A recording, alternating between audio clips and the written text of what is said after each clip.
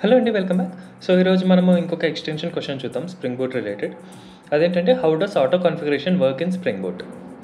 So, మనము ఎప్పుడైనా అన్ని బీన్స్ లోడ్ అవ్వాలి స్ప్రింగ్ కాంటెక్స్‌లో అంటే, మనము ఫస్ట్ ఆ బీన్స్ అన్నీ లోడ్ ఎలా అవుతాయనేది చూడాలి.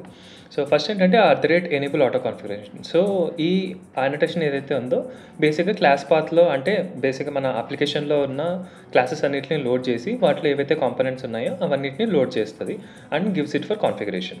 సెకండ్ ఏంటంటే స్ప్రింగ్ ఫ్యాక్టరీస్. సో, మనకు meta INF dot spring factories అనే ఒక ఫైల్ ఉంటది. ఆ ఫైల్‌లో మెన్షన్ చేసిన క్లాసెస్ కానీ, ప్యాకేజెస్ కానీ ఆటోమేటిక్‌గా మనకు ఆటో కాన్ఫిగరేషన్‌కి లోడ్ అవుతాయి. థర్డ్ ఏంటంటే conditional annotations. Like let's say మీకు 2 క్లాసెస్ ఉన్నాయి. Class A and class B. Class B can only be loaded if class A is already loaded. In those scenarios మనము కండిషన్ ఆన్ క్లాస్ రాస్తాము. So that class A first load అయ్యి దాని తర్వాత class B load అవుతది.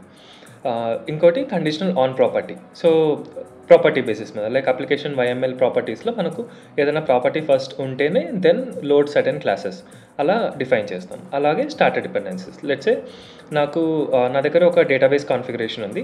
దాన్ని starter dependency add చేశాననుకోండి. So, ఆ starter dependency related classes అన్నీ ఆటోమేటిక్‌గా లోడ్ అవుతాయి. సో, ఇలా ఆటో కాన్ఫిగరేషన్ వర్క్ అవుతది.